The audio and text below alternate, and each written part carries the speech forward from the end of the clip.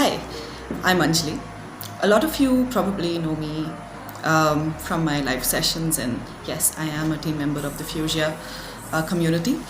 But what you probably don't know is that I'm also a scholar in the field of sociology, and my work is based on mental health. And speaking of mental health, today happens to be Mental Health Awareness Day. And I thought maybe we could, spark up a little conversation about terminologies related to mental illnesses. Now, when we are talking about mental health, as important as it is for us to know what symptoms look like, what people look like, how can we deal with them, how can we get help, it's equally important to know that when we are talking about it, the language we use does not stigmatize people. The language we use is welcoming, is compassionate and kind, not something that renders people with mental illnesses, people who are living with mental illnesses, as commodities or people who are not human enough. So, getting started. Number one is labels. Now, this is something all of us do, this is something we use very, very commonly. I'm pretty sure it's not surprising if you hear someone say something like, oh my god, this person is so OCD, if this person, just likes cleaning. Or someone just coming and saying, I am feeling so bipolar today. Or if you're angry at someone, just saying, oh, this person is a psycho. Oh, they seem very, very harmless. They really do. I know that. Because, we have used them so frequently in our daily terminology that we don't really think much about it. It almost seems like an adjective. But the problem is that both OCD, which is obsessive and compulsive disorder, bipolar disorder, which in itself is a huge spectrum, and psychosis and forms of schizophrenia are huge complex mental illnesses. They are conditions which are intersecting. They are conditions which make someone's life very, very difficult. And when we say something like this and then we, casually use them up, it's okay to love cleaning, I think it's a good habit. Personally, I love cleaning. Same goes for, something like bipolar. Now, mood swings are normal. It's okay. Now, if you know that there's, your mood swings are out of control, you feel like your moods dominate your entire day, then there is a way for help. And even then, unless you have a clinical psychologist, and if you're in India with an RCI certification, or a psychiatrist who's also well experienced and qualified, nobody can give you a diagnosis that easily. They will also be very, very careful with, saying that, okay, you're depressed, okay, you have this disorder. Because mental illnesses also exist in complex zones. Why? Because we as humans are complex. No two people have the same experience, even though all of you are watching this video right now. I'm pretty sure there are several people watching it at the same time. But for each one of you, the experience of watching this video will be different. It will be mediated by where you're sitting, who's in your family, who are you surrounded by, what's your psychological state. So labeling and giving out diagnosis like that is not okay. And trust me, I get it. We have all mostly been raised in cultures of silence around mental health. So have I. I didn't know what mental illness was. All I knew was depression was a horrible thing and it's used to stigmatize people. But I know that over time, I lost my father to suicide. And then I know I didn't have an option but to learn about mental health. I had to do it because people are dying. I lost someone I loved dearly. And I was not going to let that happen anymore. So, one step is all we need. First thing, labels. We have to be very careful with them. And it's okay. We can always unlearn and learn new things. Second bit, not reducing people to their illnesses. Now, I'm sure this is very familiar where you just go like, oh, this is a disabled person or you are a mentally ill person. If you look at it superficially, it's really not that big of a deal. It seems like, why are you making such a fuss about such a big thing? Why are you taking offense? The problem is that someone who is already living with a disability or for someone who's already has a mental health condition, for them to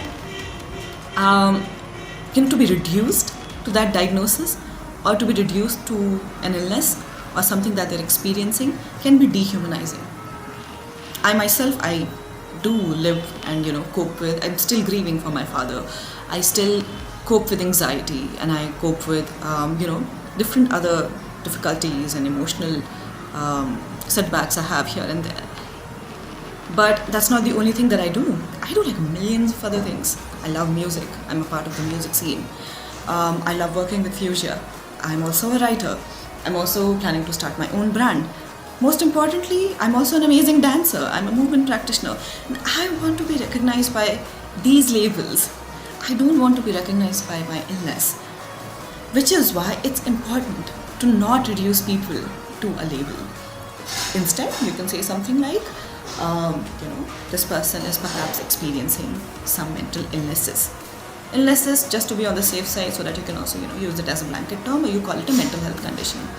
Or, someone who has a disability. But this person is a lot more than their disability. So that is something that you can do.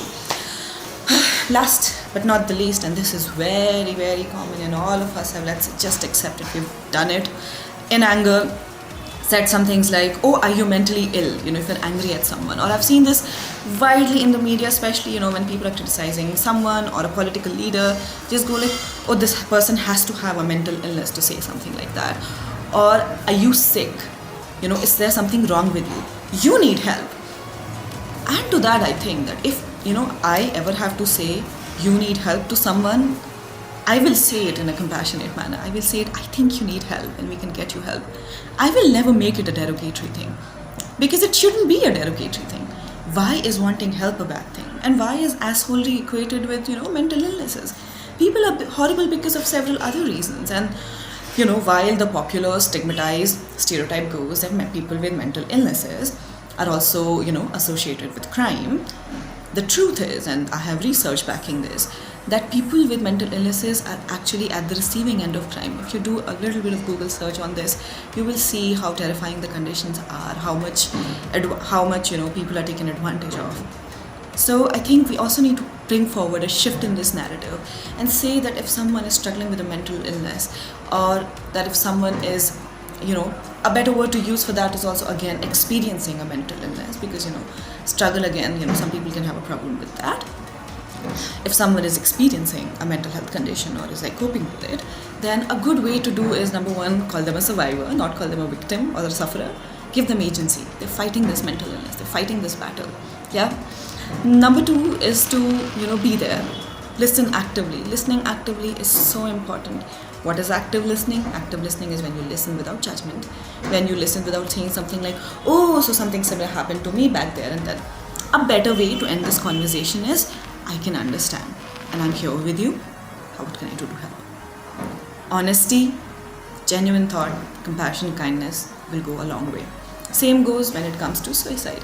Now, as opposed to saying something like, the person committed suicide or it was a failed suicide attempt, which is, by the way, a very bizarre phrase for me personally, please say died by suicide. Yeah. Or just say that it was an emotional episode or something like that. Because when you say something like committing suicide, it connotes criminality. And being mentally not in a good place or being in a difficult place is not a criminal act. It's an act that requires us to resolve it. It's an experience that needs more support and kindness, and it needs more people to come together. And while self-care is important, I'm a huge, huge advocate of community care. The changes which communities, people like you and I, can bring together is huge in not just preventing mental illnesses, but also in finding curative solutions. So all I ask of you is, today, let's just decide that we'll be more responsible with how we speak. And initially, it's very hard. I get it. But it's like bicycling, When you start to learn how to ride a bicycle, it's very hard. But then it just comes as second nature to you. Same things will happen with this also. Once you automatically perhaps pause and reflect, say that, okay, perhaps I should not be using this term, eventually it will come as second nature. You won't have to put so much hard work. And trust me when I say that this will save lives, because it will. And to everyone else. And it's really important to again learn and unlearn and become more aware. What do you think?